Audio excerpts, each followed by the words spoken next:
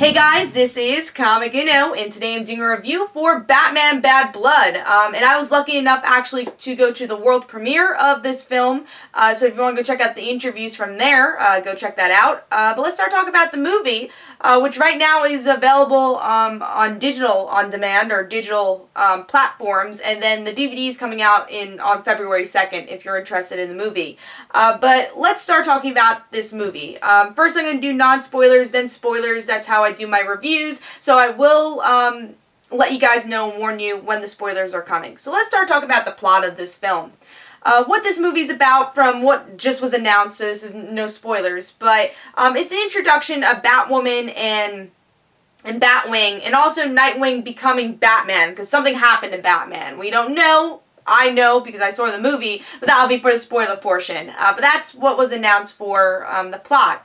So what do I think of the overall movie? I will say, out of Son of Batman, Batman vs. Robin, and this movie, I like this movie the best. I think having the Bat family was definitely an interesting aspect of the film, and it wasn't just Damian, it wasn't just Bruce, or just Talia like we had in the last films, a little dash of Nightwing.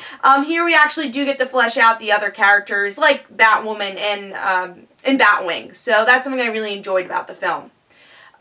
So let's talk a little bit about the characters. Well, you know what? I'm going to save the character really going into in-depth for the characters for spoilers, but I will say the two characters I enjoyed the most for this film was Nightwing and Batwoman. Batwoman was the best part of this movie, and I kind of wish that Batwoman had her own film. And I will probably talk about this here and during the spoilers, but I feel that this movie would have done better if it was just a Batwoman movie or just a Dick Grayson movie.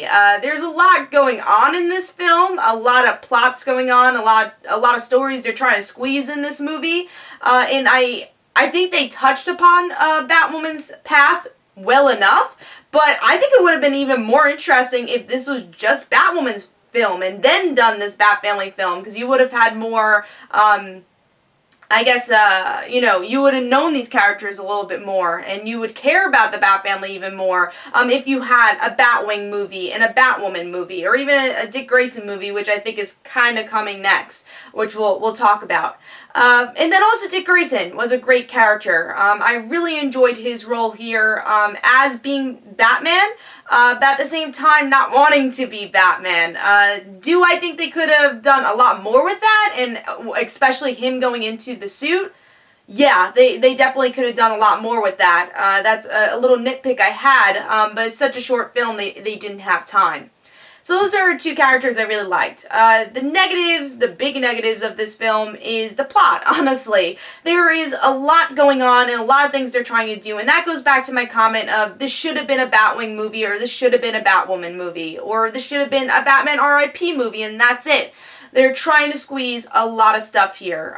Things they try to squeeze: Batman R.I.P. story, Batwoman, which is kind of connected to R.I.P., but not really. You have Damian's story from Batman Incorporated all the way to his death in the comics. That's not a spoiler for anything that happened in the movie, but these are story arcs they're kind of taking from in the comic. I mean, yeah, they're taking from the comics and putting in the movie. So I think and also I guess Battle for the Cowl they had. There's so many arcs they try to squeeze into one film. So that's the big thing. It was very muddled, this plot, which again, something I'll go into more in spoilers. So overall, I think this was a lot better than the other two films, but still, plot needs a lot of work. But it's still worth watching, in my opinion. Mostly for Nightwing and Batwoman, and a surprise ending of this film. So I gave this movie 3.5 stars. I definitely think you should give it a try, and I do think it's one of the better ones in recent years for the DC animated films. Moving on to spoilers. If you don't want spoilers, come back later, but I'm going to talk about spoilers.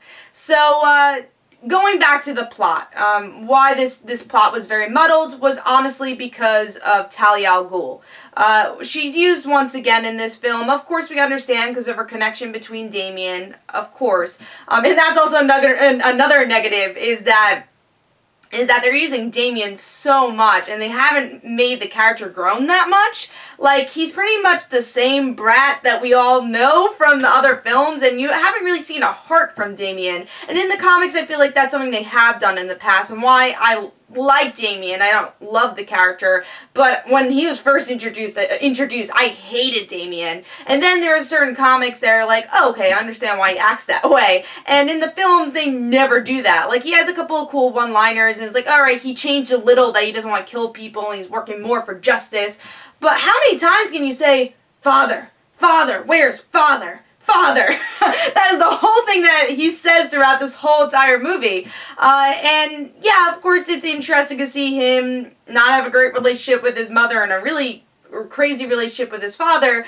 But again, 3 movies, don't think we really needed that. But the ending with Talia dying, I'm like, alright, cool. Maybe we can actually move on to another villain now. So that's definitely lackluster parts. And I guess Batman's death, quote unquote, was very lackluster. But that goes into the villain plot just being really flat in this movie. Wish that was a bit better. And that, you know, Batman was being controlled by Talia. It made for some interesting scenes, especially, you know, Batman with a gun. That was an interesting scene. But it was very quick how they saved him and then didn't save him. I actually thought the villain portion of the film being overcome by somebody was more interesting with Kate's father. I was like, oh, that's a really cool fight. So that was something I enjoyed. So that's the plot. Just all over the place. That's kind of like the spoiler thing of the plot. But things I liked was Batwoman, her attitude. I enjoyed that. I'm trying to think if there's any other spoilers I wanted to talk about. That's pretty much it, was that ending there. And also the actual ending. Seeing the Bat family come together was awesome. I can't wait to see that in future films, hopefully, of the DC animated universe, and hopefully just keep getting better and better. And then we have a Batgirl ending. We have Barbara Gordon, which kind of confuses me. And I'm like, alright, so Batwoman came before Batgirl? Was Barbara Batgirl beforehand? Like, I'm really confused on how they're gonna deal with her story.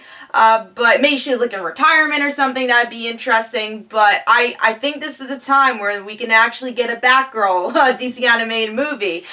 You know, one thing I'm kind of upset with the DC animated movies is that there's not really any female lead DC animated movies except for Wonder Woman. And I know there's planning a Batgirl one. Of course, we have Killing Joke coming up. But I would like to see just a female lead DC anime movie, which they actually could have done with this one and just made a Batwoman movie and then just made a Batwing movie, which it would have been a lot cleaner if they did it that way.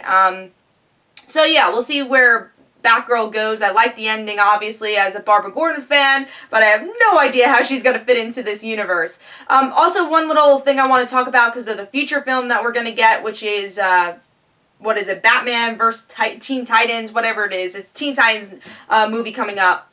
And we actually get to see a little appearance of Starfire, and I feel like they were really pushing. It's like, hey, Teen Titans next, guys, Teen Titans. And I didn't like Starfire. I know it was just a phone conversation, but it just seemed like it felt like just a random person that he was talking to. It's like, yeah, I'm driving. I'm like, you're both superheroes. You could say what's going on. So I thought that was really weird. Also didn't love the voice acting for Starfire. Hopefully that'll be better in the movie. But I thought that was weird. Yeah, I didn't really like that scene that much. But those are all my thoughts on this film. I gave it 3.5 stars. I do think it's a little bit better than the past DC animated movies. But there was a lot they needed to work on also in this film. So let me know in the comments below what you thought. Of course, I'll be reviewing the next DC anime movie that comes out, which, again, should be the Teen Titans film that comes out that we don't have a release date just yet for. But let me know what you guys thought. This is Comic Don't forget to follow me on Twitter. Don't forget to like my Facebook page. Also, description below, there's links from my comic book, Like Father, Like Daughter. And don't forget to like the Facebook page of Like Father, Like Daughter. I'll see you guys later. Bye.